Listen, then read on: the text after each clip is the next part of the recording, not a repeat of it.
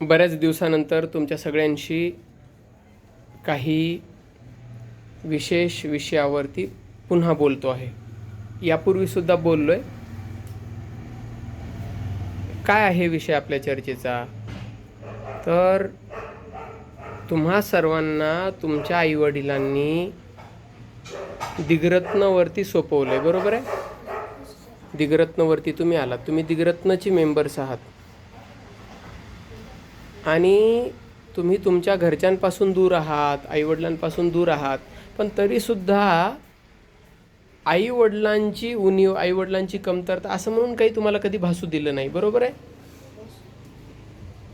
Madam तुमच्याकडे लक्ष देतात, तुम्हाला लागणाऱ्या गोष्टी ते मला बोलून दाखवतात. सर, मुलांना हे पाहिजे असं मुलं म्हणत आहेत, मुलांना या गोष्टी हव्यात असं मुलं सांगत आहेत, आणि आपण त्या सगळ्या गोष्टी पुरवतो. म्हणजे मी आरुषीला जसं जपतो, आरुषीसाठी मी ज्या काही गोष्टी करतो, माझा प्रत्येक विद्यार्थ्यासाठीचा विचार तसाच आहे, बरोबर आहे ना?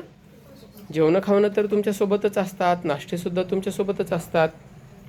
आपली सिनियर्सची बॅच इथून पासआउट झाली. 10वीचे दादा समाधान बोर्ड परीक्षा देऊन गेले, बरोबर आहे ना? आता ते पुढचं काही ना काही तयारी करतील. ती मोठी मुलं म्हणून त्यांना ओळखलं जाईल, कॉलेजची मुलं म्हणून ओळखलं जातील. त्यांनी सुंदर पद्धतीने त्यांचं वर्ष इथं या ठिकाणी मेहनतीत काढलं आणि चांगल्या सवयी ते इथून घेऊन गेले. काय काय चांगल्या सवयी आहेत दिगरत्नच्या? दिगरत्नवरती आपण नुसती तुमची राहण्या खाण्याचीच व्यवस्था केली आहे असं काही आहे का? नाही. आपण तुमच्या वर्तनामध्ये बदल व्हावा, तुमचं बोलणं राहणं बदलावं, यासाठी म्हणून वारंवार खूप गोष्टी बोलत आलोत, बरोबर आहे? आणि त्याच्यात खरंच तुमच्यापैकी बऱ्याच जणांनी चांगले बदल स्वीकारलेत सुद्धा, त्यांच्यात ती अनुकूलनं ती बदल झालेत सुद्धा. साहजिकच आहे. सर्वच विद्यार्थी उत्कृष्ट पद्धतीने याला प्रतिसाद देत असताना तुमच्यातला एखाद दुसरा विद्यार्थी जो की या प्रतिसादामध्ये सावकाश जात असेल, तो सुद्धा सुधारणारच आहे. चांगल्या मुलांची संख्या जास्त आहे, त्याच्यामुळे एखाद दोन तुमच्यातला नक्कीच सुधारणार आहे, बरोबर आहे ना माझं म्हणणं? तर तुम्ही या ठिकाणी एका विशिष्ट हेतूने आहात. तुमच्या आईवडिलांनी तुम्हाला, आम्हाला सोपवलं आहे, तुम्ही दिगरत्नचे कुटुंब सदस्य आहात, त्याचा फायदा तुम्हाला मिळतो आहे. तुमच्या वागण्या बोलण्यामध्ये बदल घडून आलेत, बरोबर आहे? छान वागत आहात, चांगलं वागणं वगैरे तुमचं आहे म्हणणं लक्षात येतं ना सगळ्यांना? हां, तुम्ही चांगलं बोलणं शिकलात आणि हा बदल तुमच्या पालकांना नक्कीच दिसणार आहे बाळांनो. या बदलासोबतच आपलं प्राथमिक उद्दिष्ट जे आहे ते म्हणजे तुमची शैक्षणिक अवस्था आजची जी आहे, ती शैक्षणिक अवस्था बदलली पाहिजे. त्या शैक्षणिक अवस्थेमध्ये बदल झाला पाहिजे.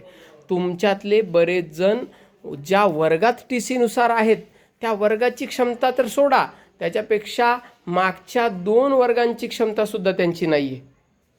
तुमच्या वर्गाच्या TC नुसार तर नाहीच नाही, मागच्या 2 वर्गातल्या सुद्धा क्षमता तुमच्यात नाही आहेत, अशी गोष्ट झालेली आहे बऱ्याच जणांची.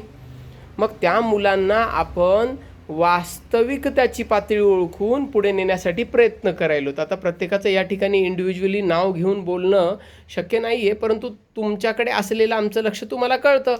तुमच्यातल्या प्रत्येकाला माहिती आहे की बाबा मी काय सांगतो, मॅडम कशाकडे लक्ष देतात, मॅडम बोलतात मुलांबद्दल की बाबा तुला हे जमलं पाहिजे, तुला हे जमत नसेल तर तू ते कर, मागच्या 2 स्टँडर्ड्सचा भाग तू पूर्ण कर, हे बोलत असतात, सांगत असतात, आणि आपण ते सगळी मेहनत प्रामाणिकपणे पार पाडायलो.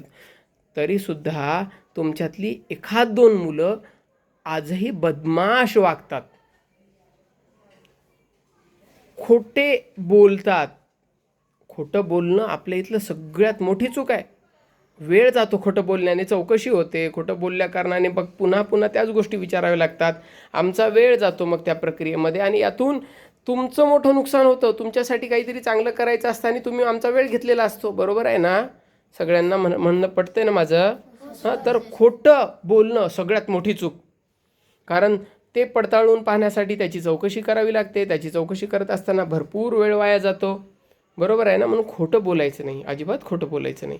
स्वीकारायचं, सत्य स्वीकारायचं, काही हरकत नाही. तुमच्या आईवडिलांना काही दिवस, काही महिने, काही वर्ष जड वाटेल की बाबा हा बदलत कसा नाही आहे, हा अजून या गोष्टीमध्येच कसं काय राहिला, परंतु तुम्ही वास्तव आहे ते मान्य केलात तर तेही स्वीकारतील. हळूहळू का होईना ती बदल होणारच आहेत. एकदम प्रक्रिया तशी चमत्काराची घडणार नाही ना. आता तुमच्यातली काही जण सध्या 6वीला इथे या ठिकाणी आलीत, 7वीला या ठिकाणी आलीत, ती मुळात खूप कच्ची आहेत. ती 6 वर्ष अत्यंत चुकीच्या पद्धतीने अभ्यासात होती. त्यांना अभ्यास कसा करायचा माहिती नव्हतं. किती वर्ष? 6 वर्ष. तो आलाय 7वीला, 6 वर्ष त्याला माहिती नव्हतं. तर त्याला बदल होण्यासाठी 1-1.5 वर्ष 2 वर्ष साहजिकच आहे जाणं. पण या सगळ्या चांगल्या मुलांच्या गर्दीमध्ये तो नक्कीच कधी ना कधी काय होईल? बदलेल, नक्कीच बदलेल ना. कधी ना कधी तरी बदलेल की नाही. म्हणून तुमच्या सर्वांमध्ये अपेक्षित असणारे बदल सावकाश होतील. ते होण्यासाठी म्हणून किमान प्रतिसाद प्रामाणिक द्या. प्रामाणिक प्रतिसादात राहा. खोटं बोलू नका, टाळाटाळ करू नका. आणि अभ्यास म्हणजे बुद्धीचं काम. हां, हे तुम्हाला मी खूप पूर्वी जुना मेसेज आहे आपला. अभ्यास म्हणजे बुद्धीचं काम आहे. ते बुद्धीचं काम तुमचं दिसलं पाहिजे, तुमच्या उत्तरांमधून कळालं पाहिजे. बोलणं लक्षात येतं का? तुम्हाला उत्तरं जमली पाहिजेत, तुम्हाला संवाद करता आला पाहिजे, तुम्हाला वाचत आहात ते काय वाचत आहात याच्याबद्दल माहिती सांगता आली पाहिजे. तुम्ही काही लिहित आहात तर ते का लिहित आहात याच्याबद्दल माहिती सांगता आली पाहिजे. बोलणं कळतं का माझं तुम्हाला सगळ्यांना? नक्की कळतं ना.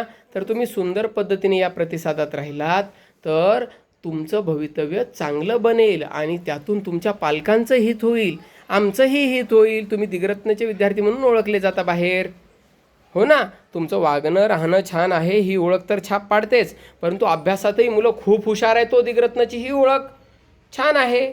त्यातून आमचीही ओळख बनते, आपल्या कुटुंबाची दिग्रत्नची ओळख चांगली जाते. म्हणणं लक्षात यायलं का बेटा? त्यामुळे टाळाटाळ करायची नाही, खोटं बोलायचं नाही अजिबात, प्रामाणिक राहा. ओके. जेवणं वगैरे सगळ्यांची समाधान झाली का? ओके. पाटोड्याची भाजी होती ना छान, चवदार. ओके. मेसेज विसरणार नाही ना आजचा तुम्ही? Very good. चालेल बेटा. हा वेळ जो झाला आहे विद्यार्थ्यांना संबोधण्याचा, रात्रीचे 11:15 वाजत आहेत. विद्यार्थ्यांचा अभ्यास, स्वतंत्रपणे अभ्यास आम्ही तपासला पाहिला आणि यात काही विद्यार्थ्यांना आम्ही त्रुटीमध्ये पाहिलं, त्यांच्याकडून काही चुका होत असतानाच्या पाहिल्यात आणि त्या चुका होऊ नयेत म्हणून आम्ही त्यांच्याशी हितगुज केलं आहे, बोललोत आणि सध्या हा वेळ आम्ही त्यांना आराम करण्यासाठी देतो. बरीच मुलं पहाटे 5:15ला उठत आहेत, व्यायाम करत आहेत. त्यामध्ये खास करून हे 9वीचे विद्यार्थी, रेज युअर हँड बेटा. 9वीचे विद्यार्थी, 8वीचा प्रथमेश आहे. ओके. हे विद्यार्थी आणि मी खास करून व्यायामासाठी म्हणून थोडासा सवड काढत आहोत. 5:15ला आम्ही 5:30, 5:35पर्यंत फेरफटका मारायला जातो. तोपर्यंत ही मुलं या ठिकाणी तयार होऊन PT वगैरे घेत आहेत. स्वराज आहे PT घ्यायला सगळ्यांची. आणखी कोण मदत करत आहे? भागवत आणि कुठे आहे भागवत ऐकत आहेत सगळे तुझं? Very good. भागवत आणि ओके, छान करत आहात. ओमकार, हां, PT वगैरे करत आहात. ओके. चांगल्या मुवमेंट्स वगैरे होण्यासाठी म्हणून, हातपाय हलवण्यासाठी म्हणूनचा प्रयत्न करा. आणि मी दिलेला मेसेज थोडक्यात सारांश हा की तुम्हाला तुमच्या आईवडिलांचं हित करायचं आहे, कल्याण करायचं आहे. प्रक्रिया कठीण वाटतात परंतु त्याचे निकाल चांगले असतात. कळायलं का? प्रक्रिया कठीण वाटते आपल्याला. अरे, आपल्याला विचारल्या जात आहे, आपल्याला सांगावं लागत आहे, आपली चौकशी होत आहे. ही गोष्ट वाईट आहे का?